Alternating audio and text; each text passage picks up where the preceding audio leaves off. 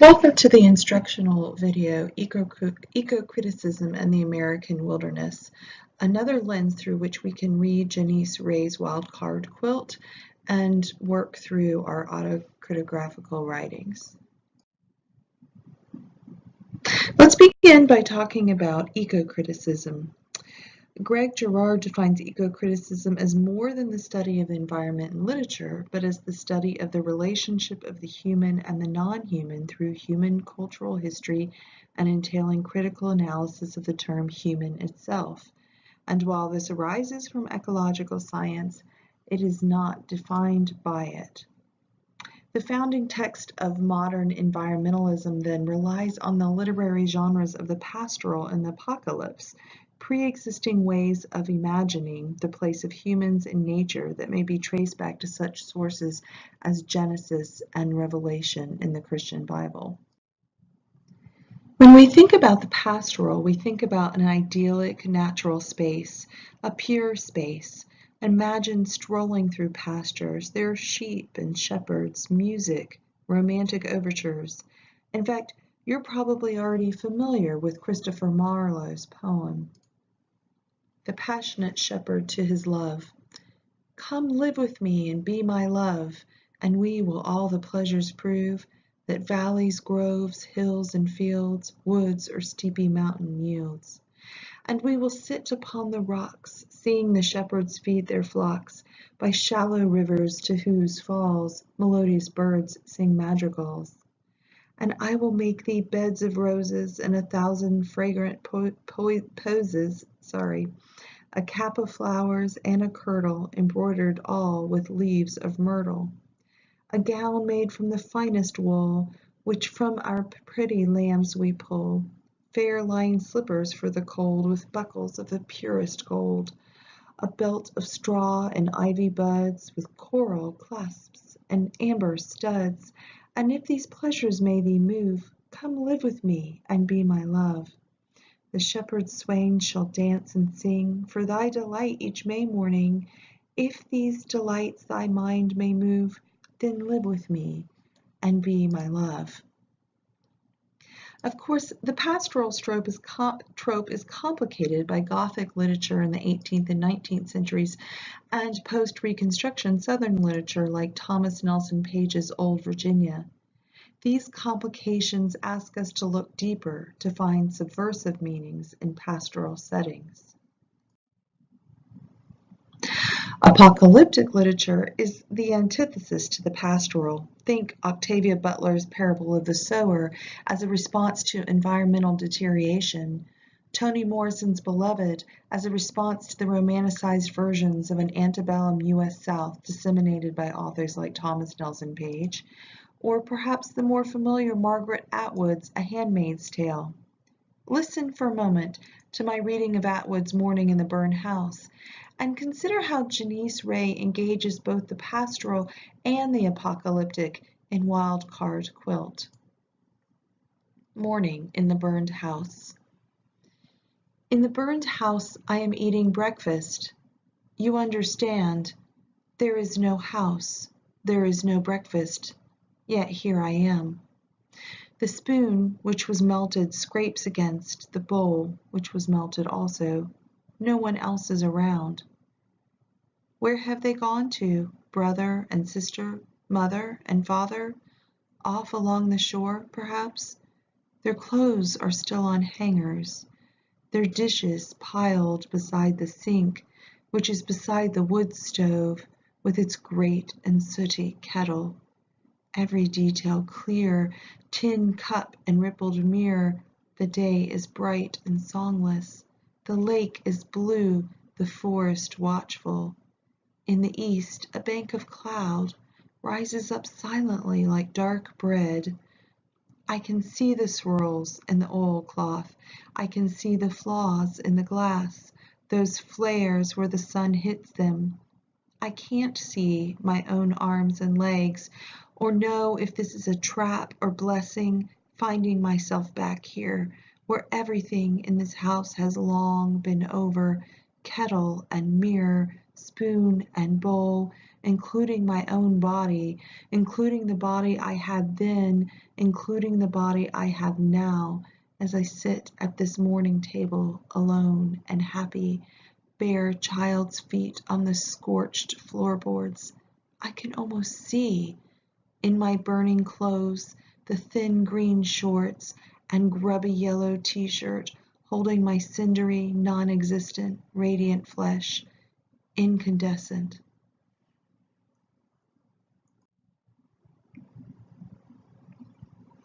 Eco-criticism is an unavowedly political mode of analysis which may be compared to feminism and Marxism in its approach.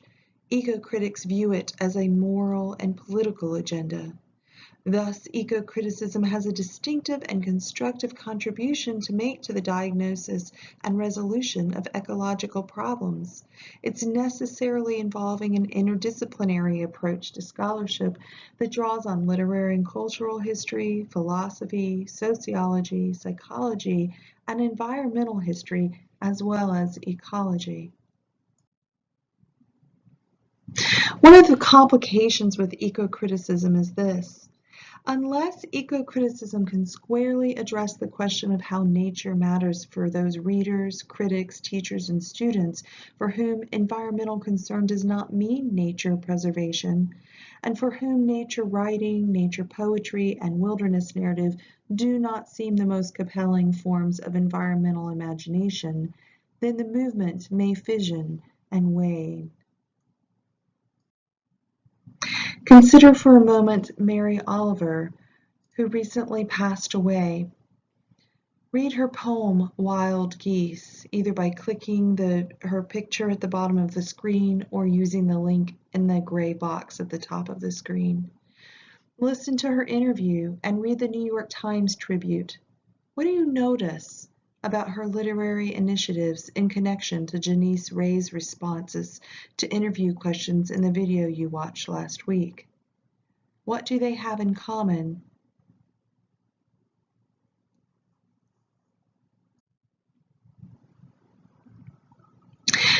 Ecofeminism is a position within eco-critical theory. Ecofeminism was coined by François Daubon in the 1970s and developed from the premise of a correlation between the history of institutionalized patriarchy and human domination of the non-human. Ecofeminism blames androcentric dualism, man versus woman. This positionality emphasizes environmental justice, as part of a feminist social justice focus. The logic of domination is implicated in discrimination and oppression on grounds of race, sexual orientation, and class, as well as species and gender. So this analogy between woman and nature is historically contingent. Think about terms like Mother Earth or nature as a feminine persona. You can see some of these images here. Mother Earth, Earth Day campaigns to love your mother. Mother Nature, nature is feminine. Mythological tree nymphs, and women as caretakers of the earth. Buell identifies two ecofeminisms drawing upon Carol Merchant's definition of their differences. The first one is cultural ecofeminism, which emphasizes the transformation of values and consciousness that tend to presume woman or motherhood as a fixed category. The second one is a social or socialist ecofeminism that treats nature and human nature as socially constructed, rooted in an analysis of race, class, and gender. Ecofeminism is particularly complicated because of its connections and its unpacking between eco-criticism and issues ingrained in feminism. Some ecofeminists argue that environmental ethics properly hinges on an ethics of care which women are culturally, if not also biologically, constructed to undertake more readily than men. However, this argument also perpetuates then that nature is female trope and is at odds with the rejection of binary thinking embedded in a feminist praxis. So let's take a look at place. Space refers to movement between places, but place refers to a pause or a stop along the way. It is how we make the world meaningful and the way we experience the world. It is invested with meaning in the context of power. Imagine yourself as an elementary student again, who has been asked to draw a picture of your home. Compare that image to your associations with home now, or even then. Less the structure itself than connections you feel to the space where you live. Bachelard contends that, quote, a house constitutes a body of images that gives mankind proofs or illusions of stability. We are constantly reimagining its reality. In this way, place, whether your home or your memory of a located place where you felt attachment, constitutes a reimagining of reality. Let's consider how Janice Ray employs place in Wildcard Quilt. What is unique about her descriptions of a geographic location? What does she see and reveal to the reader? And how might this image be different if we were to write the story as omniscient narrators? As Howarth asserts in Located Lives, writing a story, whether it be fictional or factual, delivers to the writer a particularly sharp sense of place and of the voice needed to love or hate it. So a couple of complications embedded in thinking about place. The first deals with memory and the second with discourse. Place connects the spatial and the social. Memory appears to be about time because it's a recollection of the past and the present, but it is really sited in space. Again, connect this to your reading of Janice Ray's Wildcard Quilt and think about how her memory is situated in space or a particular place. And then discourse. Notice who controls the discourse of a place, because this says something about who gets to participate in the construction and dissemination of meaning for places. In the interview that you watched last week, Ray talks about pushing against the margins, pushing and responding against the status quo. Think about who controls the discourse in where she lives and who and how that discourse then has power embedded within it. So let's move now to wilderness. The idea of wilderness, signifying nature in a state uncontaminated by civilization, is the most potent construction of nature available to New World environmentalism. Wilderness has an almost sacramental value. It holds out the promise of a renewed, authentic relation of humanity and earth, founded in an attitude of reverence and humility.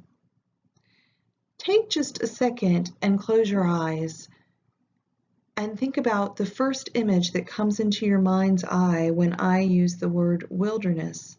What do you see? What does a wilderness look like? How is wilderness described in readings? Looking at that second bullet point, wilderness narratives share the motif of escape and return with the typical pastoral narrative, but the construction of nature they propose and reinforce is fundamentally different. Wilderness fits the settler experience in the new worlds, with their apparently untamed landscapes and the sharp distinction between the forces of culture and nature.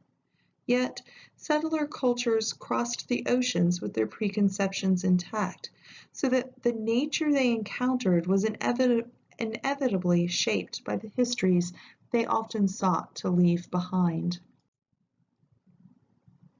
So let's look at 3 points that complicate this thinking about wilderness.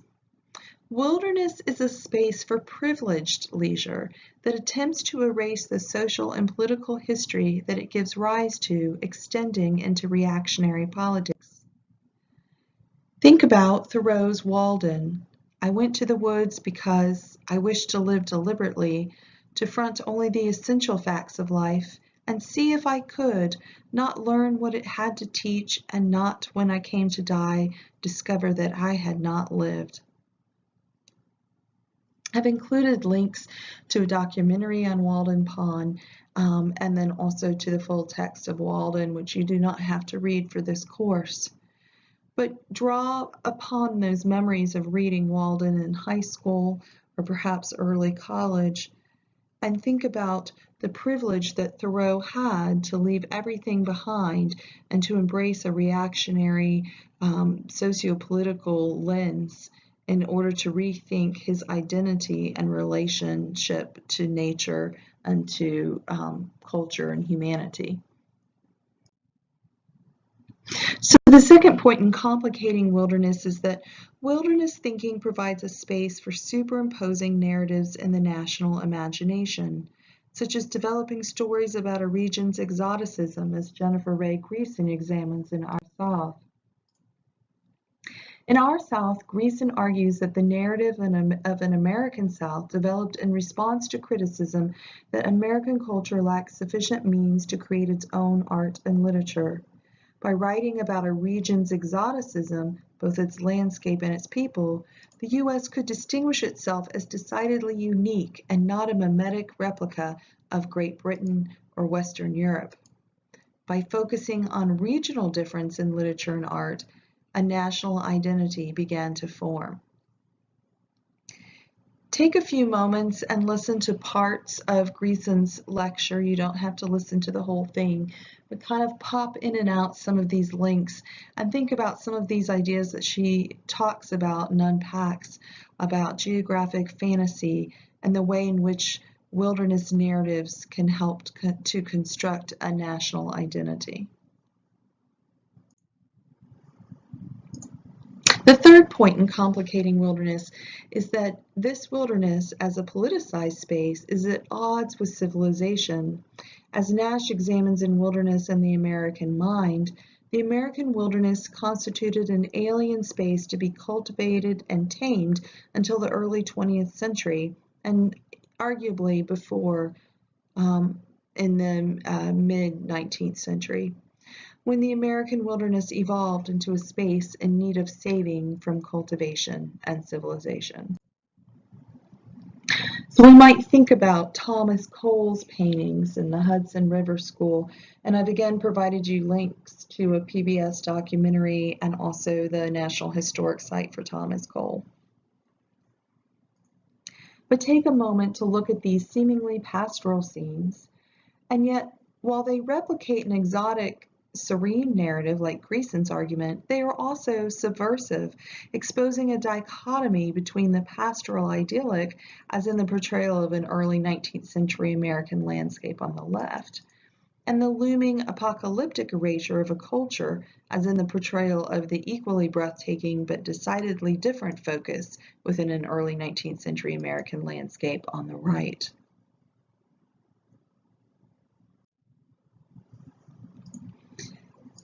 Finally, I want to leave you with some recommendations for further readings and, of course, some of the works that I cited here listed.